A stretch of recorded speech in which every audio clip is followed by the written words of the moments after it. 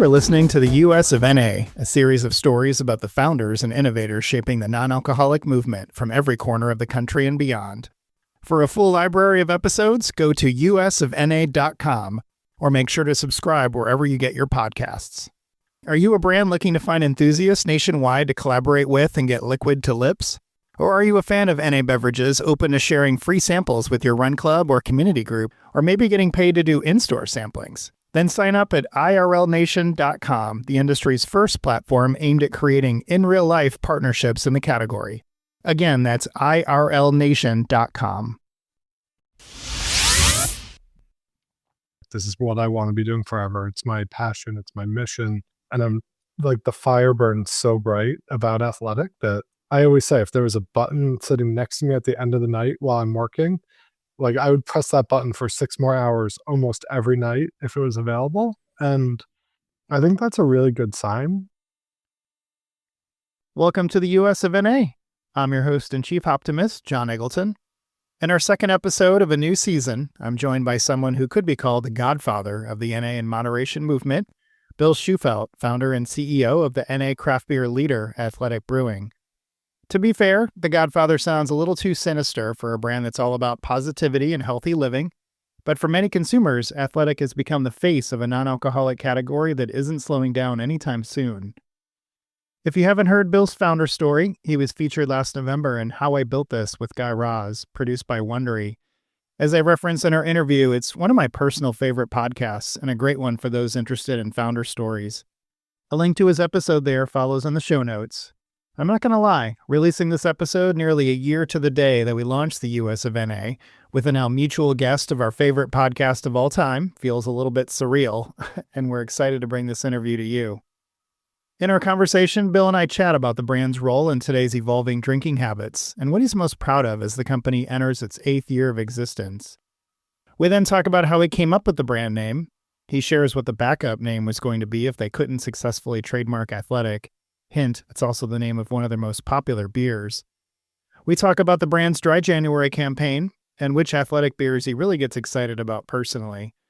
Lastly, Bill shares some advice for fellow NA entrepreneurs on the best way to achieve scale, something Athletic has managed through tenfold in recent years. I'll let you hear that from him, but he offers some really great words of wisdom on finding the right balance between learning from your early customers for as long as possible and putting your foot squarely on the gas when it's the right time. Here's my interview with Bill.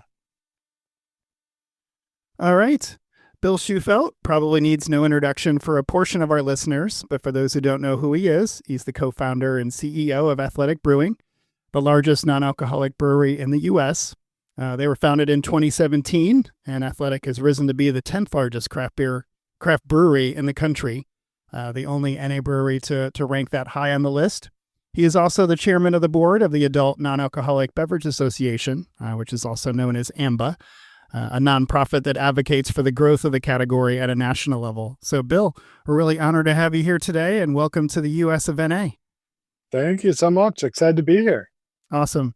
Well, first things first, I'll go ahead. I've got a Free Wave Hazy IPA of yours, and I'm going to go ahead and crack open. Cheers. And I know you're drinking a day pack there. So, yep. Cheers. Yeah, I'm in the middle of a 5-day fast, so I can't wait to get back to beer at the end of it. Awesome. Is Free Wave usually your favorite? Well, so the story I was going to tell here, and this is a good segue into the first question I wanted to ask you. So, to talk about the company a little bit, so many people that we talk to, their very first experience with a non-alcoholic drink was with one of your products. And this Free Wave here was the very first NA beer I ever had. It was obviously a good experience since we're here talking about NA beers a couple of years later. But while I'm sure you'd be the first to acknowledge there's a lot of great brands, both inside and outside the beer category in NA, you guys are certainly a flag bearer for the movement and an important part of the movement. And so as you think back on the first 7 or 8 years of business for you guys, what's the thing you're most proud of? Yeah, and thank you so much for the kind words. And it's really such an exciting developing industry at this point. I'm so glad that your first non-alcoholic beer was Free Wave. It's such a more pleasant entry point than most people who entered this category 7+ years ago had, myself included. And That was really like the major pain point for me was why is alcoholic beer so good and no one is paying attention to non-alcoholic beer, the quality, the marketing or anything. I it's quality is definitely something I'm most proud of. Like our team works relentlessly on quality. We've built up breweries and we're actually building our fourth brewery right now. And we get iterate better and better on our processes and everything every single time we build. And then while it started out with just John, our co-founder, as like our head brewer and running all brewing operations, and we had an assistant brewer. Now we probably have 40 like really talented brewers on our team and a big lab team. We do like over 3,500 sensory tests a year, thousands of plating, everything. So there's like such a relentless focus on quality at Athletic, and it goes all the way up to sourcing on one end. Like we go to all the hop harvests in person, we go like select our malts and like real care for the ingredients. And then the other way too, we do so much testing on quality and everything, and like testing even 2 years after beer goes out our doors on every batch. And so I would say the relentless focus on quality and continued improvement and all the variety too. Like our team is so talented. I'm really proud of. You said you came into the category through Freewave, which is like a much more glamorous start in the category than anyone who had entered the category over 7 years ago. I'm so glad there's the developing category. That was my dream, is that a huge percentage of adults barely drink alcohol with any frequency, and so many people are shut out of bars and restaurants. And my dream was people could sit down at bars and restaurants or in social circles or whatever and be just as excited about what's on the non-alcoholic side as the alcoholic side. And I think that's really playing out in the industry. And so I'm really proud of those things, is kind of the boulder we got rolling and what that's turned out to be in the societal movement going on, which you do such a great job representing. And then the quality of our beers and just like the relentless and continued focus on that, no matter how much volume we do. Well, that certainly makes sense, and definitely on the you talk about quality, and that is certainly a culture aspect to Athletic and what you guys have become known for. And I think you guys are starting to get some recognition even outside the industry for your culture. I know you last year, I believe you made the Time 100 most influential companies, GQ's 20 most creative companies. Both of those I think relate at least in some way to, as you said, the talents on your team and what you guys are doing at a high level there. As you continue to grow rapidly and add more team members, I know you're now, a bi-coastal operation with breweries on both sides of the country now. Is that something that you worry about as you continue to scale, making sure you maintain what's made you guys, so unique, and that special culture that you guys have been able to build there? Is that, just as someone who has obviously put so much personal effort into that, is that something that you're thinking about a lot? Yeah, of course. And I'd say that's actually like one of my major functions these days. John and I used to be generalists who did everything in the business. And I love that we have done everything in the business. So we're never asking anyone to do things we haven't done ourselves. But at the same time, like one of my major functions is to fight bureaucracy, team culture. And those are really intentional decisions. I think it goes all the way back to the start. I'm a little over 10 years as of last month into my Athletic founding journey. And we've really only been commercial for 6.5 years. So there was a really long foundation time and then like a really long iteration time with like our first customers and our team and everything before we scaled, which most companies don't have the benefit of that. Most companies decide they want to launch a product and it's like out in the world and the plane's flying and like how do they keep it in the air? And we're so lucky to have had 3 or 4 years of learning and iterating at a really small scale, like off Broadway, before building out more and making more and more expensive decisions. But that in that time, it gave us a lot of opportunity to think about culture and like what we want to add to business. And we also have the luxury of great shareholders and a long-term mindset. Like this is my life's work. This is what I want to be doing forever. It's my passion. It's my mission. And I'm like the fire burns so bright about Athletic that I always say if there was a button sitting next to me at the end of the night while I'm working, like I would press that button for 6 more hours almost every night if it was available. And I think that's a really good sign. But yeah, now that, in many ways, the company has like outgrown me and John with really talented, awesome teammates who are like, have just owned their responsibilities. And I guess you can see behind me, like That was John Brewing on Gatorade jugs in the picture behind me. But we like at first it was impossible to hire anyone, and now we've like surrounded ourselves with like the most talented, awesome people that we can trust so much with their specialties. And of course, a lot of the challenges like get to our plate, and we like love working through those and solving those. But a lot of what we do is like maintain the culture, hammer out bureaucracy, make life more efficient and better for our team. And, we started it with the goal of building a really long term business that's going to have a huge impact on our customers and being a great employer. And it's those decisions on culture and being an employer, like you just, as long as you have positive intent coursing through every decision you make, I think that kind of takes care of itself in many ways.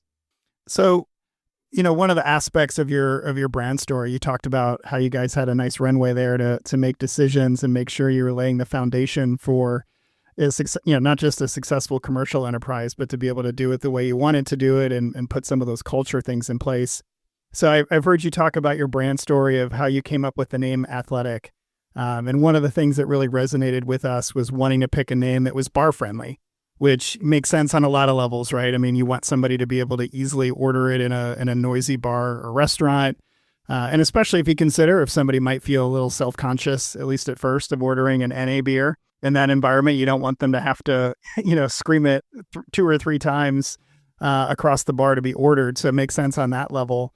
And then there's the aspirational nature of the name Athletic. And so, as someone who's always just interested to know and hear how, decisions like that, which obviously is a big one early on, come about. Just curious what your process looked like to come up with the name, and, how did you weigh those different factors of what you wanted the brand name to stand for? Yeah, there's there's like the personality and marketing elements of it. And I just was really putting everyone in my own shoes, and I wanted people to be proud of what they were holding in their hand. And so that's not only the brand name. Is it easy to communicate? Is it easy to hold in your hand? Are you proud of it? And, we have a lot of like outdoorsy imagery. It's a nice aspirational name to the brand. And over time, it's gotten bolder and bolder. Like it does say athletic in huge letters on the side now. So as we built up that brand and marketing, we want to make sure that people who didn't want to be like identified as drinking non-alcoholic beer, so many of the brands from 10 plus years ago were like a magnet for questions if you were holding it in your hand. And we just wanted to be like positive, healthy, good marketing to support that decision. So it's like that was relatively easy. Previously, ordering non-alcoholic beer in a bar was so hard. It it starts with a negative word in non. It's a long sentence. It's like it used to catch wait staff and bartenders off guard so much, and so you'd get so much attention trying to inquire about it. It would slow down the whole table ordering process. And usually you'd want to get it out of the bottle and into a glass as fast as you could. And so that's if they had anything at all too. And so turning that on its head was really important to me. We've always said brew without compromise, and that's on the quality and it's on the social experience. Like we wanted to taste amazing, and have people's social experience not step down. And the other part of it is kind of like structural and technical on naming. There's 10,000 breweries, 10,000 wineries out there in the world or in the US. And if any of them have used it for a brewery name or a beer name or anything like that, it's likely trademarked or trademarked by use and you can't use it. And so I can't tell you how long the naming process was, but it was probably almost a year and a half, 2 years, and extremely difficult to come up with the company name. And then Run Wild was actually our backup company name as well. So that's uh, when we went to name our first beer, I was like, I'm not doing this again, Run Wild. It's like, we're just going with our number two name here. Wow, I never knew that. So that's interesting to hear. One of your obviously one of your flagship IPAs. So, well, to that point, that the name you mentioned, Run Wild, one of your most popular products there. And speaking of bars, so one thing that we've still noticed that exists in the category, which I do think is changing for the better, but we've noticed we've been in restaurants or bars that might be known otherwise for craft beer, where I can go in and if I try to order a local brewery beer, I might order it by whatever their brand name, whatever their beer name is. Like I would say Run Wild or Free Wave in that case. And I've done the same with athletic. And occasionally I get a bartender who just kind of looks at me like, what are you talking about? Like they just sort of think about athletic as a binary where, that's the non-alcoholic. They don't really think about an IPA versus a golden versus anything else. And so, and certainly that's an education opportunity. And so I'm just curious with your team. I mean, how are you guys able to work with your on-premise accounts to really help with that education process? And, as people begin to really, realize that this is craft beer, it just, these are in the same styles as any other craft beer anyone's ever had. And to really, be able to order them with that same experience. Yeah, I totally agree. That's a pain point for me as well. I dream of the day where there's any bar or restaurant with 20 beers. There's a range of 5 good non-alcoholic beers at least. And maybe in the future it's half the offerings even. But when I go into a bar and restaurant, I'm not trying to like sell Athletic in and sell the other beers off the menu.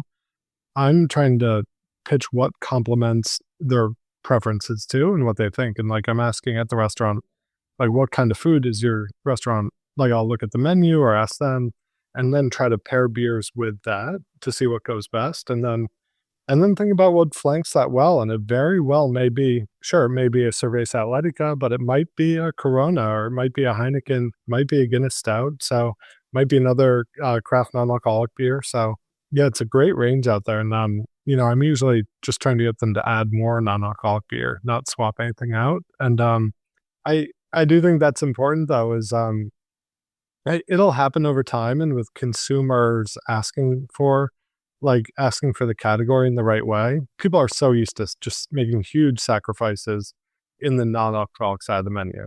On the alcoholic side of the menu, you expect to have every variety of beer, every variety of cocktail at your disposal. And for some reason on the non-alcoholic side, you can always have like a Pilsner, maybe an IPA, and then like 2 kinds of cocktails. Like eventually, hopefully you can get the whole assortment in non-alcoholic variety would be my dream. For sure, for sure. Well, and I know it's a process, and even in the last, I would say, year or so, being able to see it in places like sports stadiums, where I know you guys have had a lot of success getting distribution, and that's a great example of the type of venue that, as recently as a couple of years ago, you just wouldn't have been able to find an NA there unless it happened to be one of the macros where they happen to have an NA available, and so that's a great opportunity to not only bring new people into the category, but, as they're out there, I mean, it increases the amount of money that people are going to spend in venues like that if they have those different options available to them. Yeah. And that's exactly the case. Very often the category has been sold entirely as part of a bigger beer deal. So a lot of times either the marketing or pouring has been carved out, and we're doing our best to get into more venues. We're doing it mostly on like data and like their fan preference and stuff like that, where everyone else is doing it with dollars. So it's a lot to compete with. These big beer brands are really big beer brands. And, we're up and coming challengers for sure. And winning a lot of those battles, but have a lot left to go. I think one of our favorite recent examples is we're the official non-alcoholic beer of Arsenal, the Premier League team. And they went from basically selling no non-alcoholic beer at games to like non-alcoholic beer is absolutely flying in those stadiums. It is just gobs of volume every match. So it's fun to see. And we have a lot of stadiums in the US that are selling over 100 cases a month at games. So anything from baseball to football and stuff. So. No, that's great. No, we're through my kids and we go to a lot of Atlanta United games here in Atlanta, and Athletic I think has gone from there might have just been Golden Dawn and Run Wild, and now I think they have at least 3 or 4 available. So it's starting to scale up. Oh, no way! Awesome. Yeah, it's great to have seen that, and we have on our list to go watch some global football over in the UK. Would love to go to an Arsenal game and check that out. So that's a great case study or story to hear of the impact you guys have had there internationally. So wanted to talk about Dry January a little bit. I think by the time our listeners are listening to this, we'll be in probably the last week or so of January.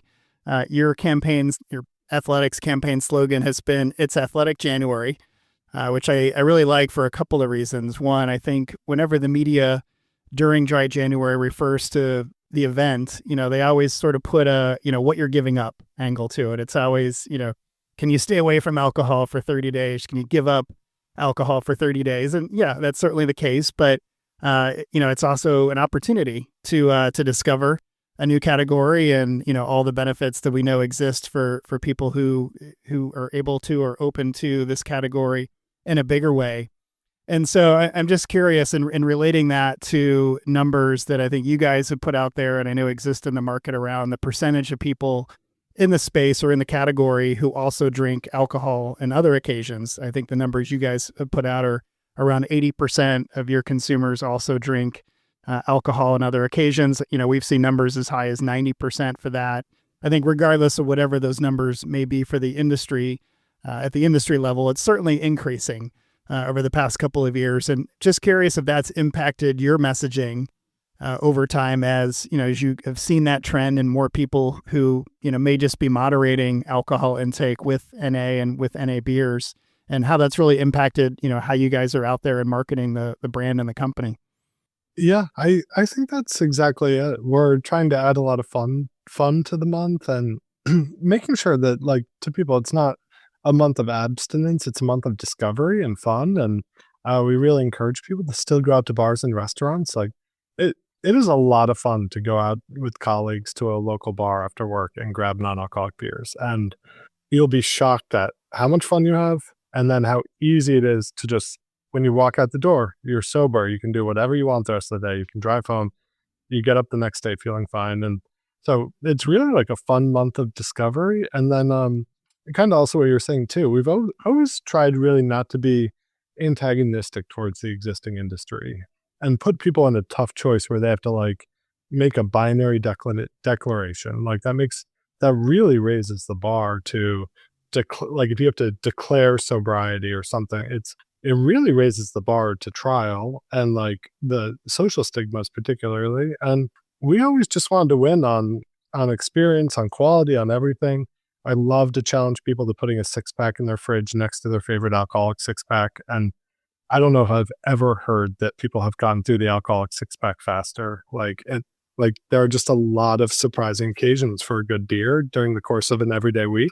And that's the kind of discovery that we hope goes on in January, where people discover, oh my goodness, I can have a great beer on a Monday, Tuesday, Wednesday night, or any day, night of the week, and realize like how like flexible it is. Like we like to say fit for all times is one of our main trademarks. And so it's kind of that discovery going on and really trying to just give consumers the license to make their own choices. And we do here by just approaching it from like, positivity, positive sum thinking, moderation, that there are a lot of accidental quitters too. I think the stats we're just talking about where 36% of adults overall do a dry January, it's expected, but like 49% of Gen Z. So it is like heavier towards younger brackets. And then in the broader US population, it's something like 60% of adults have 0.1 drinks or less per week. So kind of including a lot more adults in there. But underneath those like overall population statistics, there is a lot of shift and churn where in the beginning or at some points, 80% of our customers might drink alcohol. There are a lot of accidental quitters too who realize like, actually, what am I really gaining from those occasions? I might just make it all athletic. Right. No, that definitely makes sense. So I want to make sure we talk about the liquid here a little bit as well. So we've been talking about Free Wave and Run Wild, and you mentioned, I think, Athletica, Cerveza Athletica as well, kind of your core brews that are more easily found in grocery stores and across the country and beyond. You also have a rotating group of seasonal brews, either through your beer club or sold online. And, I know sometimes those trickle out to retail stores and establishments as well. As we're wrapping up or getting through dry January here, is there anything that stands out that John Walker and the team are really excited about coming up? And we'd love to know, it's dry January. What's in Bill Schufeld's refrigerator right now? Yeah. I mean, our variety and quality is like, what it's all about, really. And I would love a broader lineup to be available at retail. It's just the logistics and ultimately it's like brand damaging to have the shelf hyper rotate a lot because people very often fall in love with a beer and just want to get that beer over and over again if you're constantly swapping things out on them. So we tend to leave all the very small batch and like a lot of turnover and innovation on our website. And then the very most popular beers make it out to the stores. And then we do have seasonal SKUs too that rotate by season, like our Oktoberfest, our pumpkin beer, and different beers. But yeah, on athleticbrewing.com, we've probably launched over 250 beers in the life of our brewery. We launched about 50 last year. It's a real flex and fun area for our brewing team. Really, anyone on our team or in our community can like email in or grab one of our brewers and like suggest a beer and work with them on it on our team. So that's really fun because we own and operate our own breweries and have so much flexibility. We have everything from actually we still have these original Gatorade jugs behind me here in Connecticut, and then we have a 3.5 barrel system all the way up to now. We have 50, 150, 200, and 300 barrel brew houses for bigger and bigger batches. But the 3.5 and 7 barrel brew houses are churning all the time. Like those tanks are almost always full with different stuff, tests going on. Like it could be a coffee porter with like 8 different kinds of coffee in different batches. So there's a lot of really fun innovation going on, which most of the category can't do. I would say 95% of the beer in the category, or not that much, all the Anheuser-Busch products would be excluded, but most of the products in the category are contract manufactured or imported. So it's like really inflexible supply chains and restrictions, and because people aren't brewing it themselves, but our team is. And so, yeah, I really liked our New Year's Eve beer this year. It's a brewed IPA every year. I thought it was one of the best batches yet. So that's one I always look forward to. We just released a new triple IPA called Triple Palm, which is really good. I've got a bit of that in my fridge. Lodge Life is like one of our winter seasonals. It's like a winter spiced dark beer. And so I've got that fresh in my fridge. There were a few other things recently. Oh, it might be sold out now, but the Spruce and Juniper IPA I really liked. It was like a very, very West Coast IPA. It was like really piney, super bitter, which I really enjoyed that one. So among all my free waves and run wilds. Yeah. Well, Lodge Life is definitely one that stands out to us. I've not always been a huge fan of darker beers or the dark winter beers, but that is definitely a favorite of mine for anybody who has not gotten their hands on one of those yet, for sure. We might have some fun innovation coming in dark beers in the next, hopefully 6 months. But that's about as far as I can tease it right now. Okay. Awesome. Well, we look forward to hearing more about that. So just to shift a little bit, I know you were recently on the podcast, How I Built This with Guy Raz, which I bring up since that's a favorite podcast show of ours. For those who aren't familiar, it's, it highlights different startup founders who have been successful, probably pretty heavily leaning on kind of the consumer goods, consumer packaged goods categories. So people in fashion, people, in kind of food products, CPG, et cetera. You were on, I believe, in the November timeframe. So there are a number of our listeners who are also NA entrepreneurs. And, as I think about, one of the common questions or themes, I think that as we have some of these conversations with others, the term scale comes up quite a bit. And obviously Athletic has gone through some pretty major milestones recently around scale. I know with the being bi-coastal, with the San Diego brewery, the facility, you mentioned you now have, I think four different breweries around the country. Is that right? Yep. So, I know this is difficult to ask this question without getting specific, but just in a general sense, any advice that you would give to any entrepreneurs out there, and in terms of when it's right to put the foot on the gas and versus maybe just staying the course for a while. And, if you're not able to get specific about that, since it's a general hypothetical here, what questions should entrepreneurs ask themselves to help them identify, where they are and what might be the best decision for them?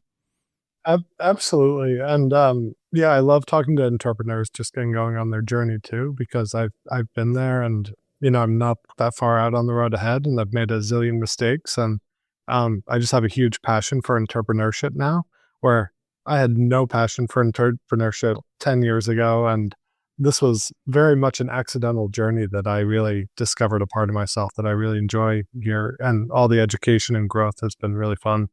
Um, and yeah, I listened to a lot of episodes of that show, and it would have been a big leap at the time to imagine Athletic would be on it anytime soon. And we're beyond honored that we were.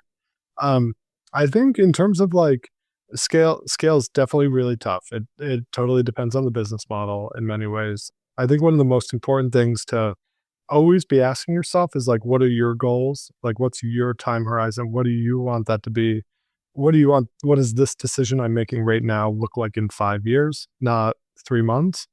And I say that because like every time I've extended my time horizon longer and like I'm trying to build a long term business, it's been beneficial. And everything from being really communicative with investors about time horizon and aligning goals. And one of the toughest things is when you have capital partners, investors, board members with different goals and time horizons than you have. Like, so one of the mistakes I see most often is people getting the wrong investors early who don't want to invest a lot more in the brand for the long term. And then it all eventually like restricts the growth of the brand. And I think also like what your business model is that contract manufactured is a fully manufacturing takes a lot of lead time and it's very expensive and usually very unprofitable. But contract manufacturing, you also can't actually get to really great profitability in that model too. So there's challenges in both of those and involve very different employer considerations too. Building your own manufacturing team is a major, like, do you want to manage that many teammates? And like for me and John, it was like a clear yes. We love being an employer and having a great team and like take a lot of pride in being a good employer. And then another thing I was going to say is I know Athletic went relatively fast in scaling nationally, but we also invested really heavily in that. A lot of brands come to me and say, "Oh, I just committed to 25 states with this national retailer." I'm like, "Do you have like the resources to support that?" Like getting beer on the shelf far from home with no one to look after it, no marketing support, and no merchandising is not a win. It'll feel good for about 2 weeks until all the challenges emerge, and there's nothing worse than overextending and having to go backwards also. So I think it's hard for me to say because we went fast, but like going as slow as possible. Oh, I said it earlier in the conversation too. We had this really long gestation period where that included after Athletic launched. Like we were a local business where I could visit so many accounts and all our distributors for quite some time before we scaled. And so I always recommend to people like stay local and don't scale and don't expand until way after you think you should. So, but it's all about business model too. So I know I was trying to get a lot into a little bit there, but yeah. No, that's great. That's really good advice. And Guy Oh, Raz. and almost always, sorry, I was going to say too, like unless it's they work with you locally, like Whole Foods worked with us very locally to start. Chains almost always aren't the right move to start. Like it's much better to learn your lessons with independents locally, get consumer feedback, and then launch chains. Because once you launch chains, like you can't learn your lessons on their shelf really. Right. No, that makes a lot of sense. And I was going to say, I know How I Built This also has a an advice line series that you would be a great guest for. So if Guy Raz is listening to this, they should bring you back for that at some point to deliver some of that good advice. Well, so the last question I have for you, and you just touched on, looking at, I think I heard you say, looking at things on a longer term horizon, say 5 years. And as you look ahead, for Athletic and what you want the future to look like, and you could pick 5 years if you want. If you want to pick a different time frame, I'll leave that up to you. But what would you like the company to look like, say 5 years from now? And what would you like to see from the non-alcoholic space in that time period? I've heard you throw out some numbers of what you think, or at least hope the category can get to in the future as more and more people jump on board. So what do you think that looks like? Definitely a big question. I'm the most delusional person in the category probably about how big and how fast I think the category could get to. But I think I think this is one of those moments in society where we'll look back and think, wow, things really changed in like a 5-year period there. And we've seen it happen across all sorts of other industries. but the timeline of alcohol is so much longer than most other timelines. Like alcohol is like a 5,000-year timeline that is kind of inflecting, or I guess inflecting down really quickly. And part of it is me extrapolating anecdotal evidence. Like I definitely overweight what I see, what I hear.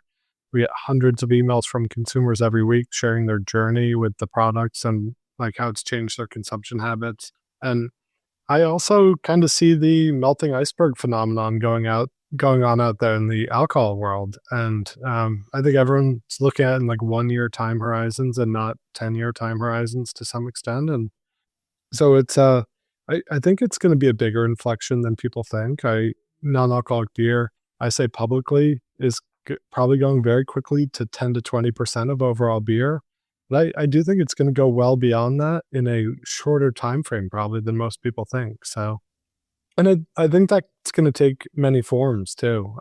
It's going to be not only all different styles within non-alcoholic beer, it's going to be all different channels and occasions. It's going to be all different products like non-alcoholic wine and non-alcoholic spirits and non-alcoholic cocktails, I think are going to explode.